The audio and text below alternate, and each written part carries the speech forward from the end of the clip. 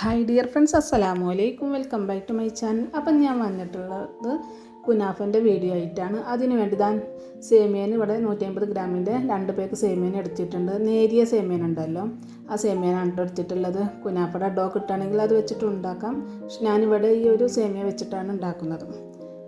നമ്മുടെ കനം കുറഞ്ഞ സാധാരണ സേമിയ ഉണ്ടല്ലോ, പായസത്തിൻ്റെ അല്ലാത്തതിലും നേരിയ സേമിയ കിട്ടും. അപ്പോൾ അത് 2 പേക്കാണ് ഞാൻ ഇവിടെ വാങ്ങിയിട്ടുള്ളത് കേട്ടോ. 150 ഗ്രാമിൻ്റെ 2 പേക്ക് എടുത്തിട്ടുണ്ട്. പിന്നെ മിൽക്കി മിസ്റ്റിൻ്റെ 100 ഗ്രാമിലെ ബട്ടറും ഇവിടെ എടുത്തിട്ടുണ്ട്. അപ്പോൾ ഇതൊന്ന് മെൽറ്റാക്കി എടുക്കുന്നുണ്ട്.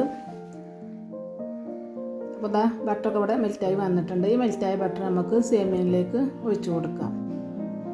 എന്നിട്ട് കൈ വെച്ചിട്ടോ സ്പൂൺ വെച്ചിട്ടോ നല്ലോണം ഇതൊന്ന് കുഴച്ചെടുക്കണം. ആ നെയ്യൊക്കെ ബട്ടറൊക്കെ എല്ലാ ഭാഗത്തും ആവുന്ന വിധം ഒന്ന് മിക്സാക്കി എടുക്കുക. നല്ലോണം മിക്സാക്കി എടുത്തിട്ടുണ്ട്. ഇനി ഇതിലേക്കുള്ള ക്രീം ഉണ്ടാക്കണം. അതിന് വേണ്ടി ഞാനിവിടെ 1 കപ്പ് പാൽ എടുത്തിട്ടുണ്ട്. ആ 1 കപ്പ് പാലിൽ നിന്നും 1/4 കപ്പ് പാൽ ഒഴിച്ച് ഇതിലേക്ക് 2 ടേബിൾ സ്പൂൺ കോൺഫ്ലോറും 1 ടേബിൾ സ്പൂൺ മൈദയും ചേർത്ത് നല്ലോണം മിക്സാക്കി എടുത്തിട്ടുണ്ട്. പിന്നെ ഇതിലേക്ക് ചേർക്കുന്നത് 380 ഗ്രാമിൻ്റെ മിൽക്ക് മെയ്ഡാണ്. അത് ഞാൻ പകുതിയെ ചേർക്കുന്നുള്ളൂ, അത് ചേർത്തിട്ടുണ്ട്. പിന്നെ ക്രീം ചീസാണ് ചേർക്കുന്നത് 150 ഗ്രാമിൻ്റെ. അത് 150 ഗ്രാം ക്രീം ചീസും കൂടെ ഇതിലേക്ക് ചേർത്തിട്ട് നല്ലോണം ഇതൊന്ന് മിക്സാക്കി എടുക്കുന്നുണ്ട്. കട്ടൊന്നുമില്ലാതെ തന്നെ നല്ലോണം ഇതൊന്ന് മിക്സാക്കി എടുക്കുക. എന്നിട്ട് മിക്സാക്കി എടുത്തതിന് ശേഷം ബാക്കിയുള്ള പാലുണ്ടല്ലോ, 1 കപ്പ് പാലെടുത്ത് വെച്ചതിന് ബാക്കി പാലും കൂടെ ചേർത്തിട്ട് നല്ലോണം ഇതൊന്ന് മിക്സാക്കി എടുത്തിട്ടുണ്ട്. ഇനി നമുക്ക് സ്റ്റൗവിൽ വെച്ചിട്ട് ലോ ഫ്ലെയിമിലിട്ട് ഇതൊന്ന് കുറുക്കിയെടുക്കണം. കട്ടൊന്നുമില്ലാതെ തന്നെ നമുക്കിത് കുറുക്കിയെടുക്കാം. അപ്പോൾ ഇതിലേക്ക് വാനില എസൻസ് ചേർക്കണമെന്നുള്ളവർക്ക് ചേർക്കാം. ഞാനിവിടെ ചേർത്തിയിട്ടില്ല. ഞാൻ ക്രീം ചീസിൻ്റെ ആ സ്മെല്ലൊന്നും ഇഷ്ടമല്ലാത്തവരുണ്ടാവുമല്ലോ, അപ്പോൾ അത് വാനില എസൻസ് വേണമെങ്കിൽ 1 ടീസ്പൂൺ വേണമെങ്കിൽ ചേർക്കാം കേട്ടോ. ഞാനിപ്പോൾ ഇവിടെ ചേർത്തിയിട്ടില്ല. അപ്പോൾ തന്നെ നന്നായിട്ട് ഇപ്പോൾ ഇതൊന്ന് കുറുക്കിയെടുത്തിട്ടുണ്ട്. ഇനി നമുക്കിതിൻ്റെ ഫ്ലെയിം ഒന്ന് ഓഫാക്കാം. കട്ടൊന്നുമില്ലാതെ തന്നെ നമുക്കിവിടെ ഞാനിവിടെ കുറുക്കിയെടുത്തിട്ടുണ്ട്. ഇനി നമുക്ക് കുനാഫ ഉണ്ടാക്കാനുള്ളത് ഈ ഒരു പാനിലാണ് കുനാഫ ഉണ്ടാക്കുന്നത്. അതിനു വേണ്ടി അതിലേക്ക് കുറച്ച് ബട്ടർ ഇതിലൊന്ന് ഇതുപോലെ ഒന്ന് തേച്ച് കൊടുക്കുന്നുണ്ട്. എല്ലാ ഭാഗത്തും ഇതുപോലെ തേച്ച് കൊടുത്തതിന് ശേഷം സേമിയൻ ഉണ്ടല്ലോ, ആ സേമിയൻ ഇതിൽ ഇട്ട് കൊടുക്കുക. എന്നിട്ട് ഒരു ഗ്ലാസ് വെച്ചിട്ട് ഇതുപോലെ ഒന്ന് പ്രസ് ചെയ്ത് കൊടുക്കുക. അല്ലെങ്കിൽ കൈ വെച്ചിട്ട് പ്രസ് ചെയ്ത് കൊടുത്താലും മതി കേട്ടോ. അത് പ്രസ് ചെയ്ത് കൊടുത്തതിന് ശേഷം നമ്മുടെ ക്രീം ഉണ്ടല്ലോ, ആ ക്രീം ഇതിന് മുകളിലായിട്ടൊന്ന് ഒഴിച്ച് കൊടുക്കുക. എന്നിട്ടിത് എല്ലാ ഭാഗത്തേക്കൊന്ന് സ്പൂൺ വെച്ചിട്ടൊന്ന് നിരത്തി കൊടുക്കുക.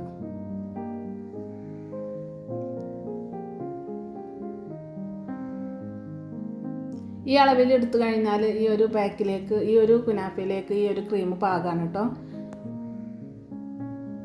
ഇനി അതിന് ശേഷം ഇതിന് മുകളിലായിട്ട് വീണ്ടും നമ്മുടെ സേമിയൻ ഉണ്ടല്ലോ, ആ സേമിയൻ ഇതിന് മുകളിലായിട്ട് ഇട്ട് കൊടുക്കുക. എല്ലാ ഭാഗത്തും ഇട്ട് കൊടുക്കണം.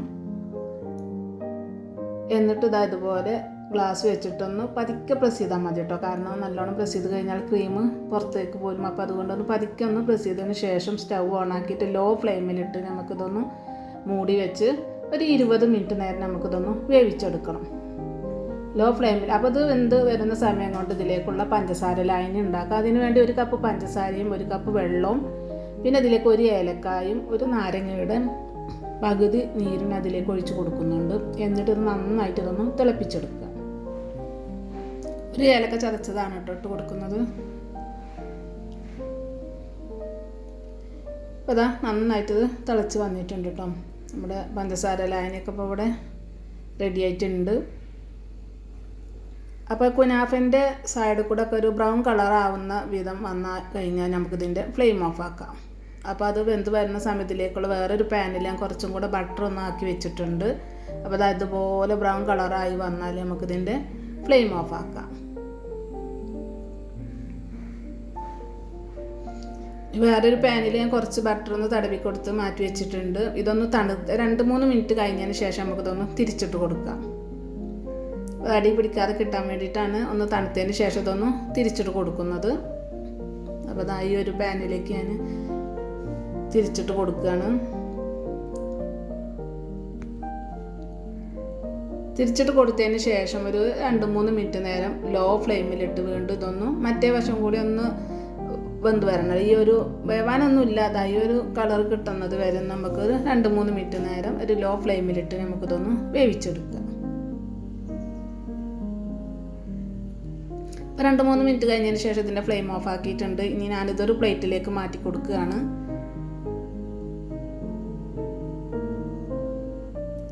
അപ്പോൾ അതാണ് നമ്മുടെ കുനാഫയ്ക്ക് ഇപ്പോൾ ഏകദേശം ഇവിടെ റെഡി ആയിട്ടുണ്ട്. ഇതിലേക്ക് ഞാൻ കുറച്ച് പിസ്ത പൊടിച്ചെടുത്തിട്ടുണ്ട്. അത് ഇതിന് മുകളിലായിട്ട് ഇട്ട് കൊടുത്തതിന് ശേഷം പഞ്ചസാര ലായനി ഇതിന് മുകളിലായിട്ട് ഒഴിച്ചു കൊടുത്തിട്ടുണ്ട്.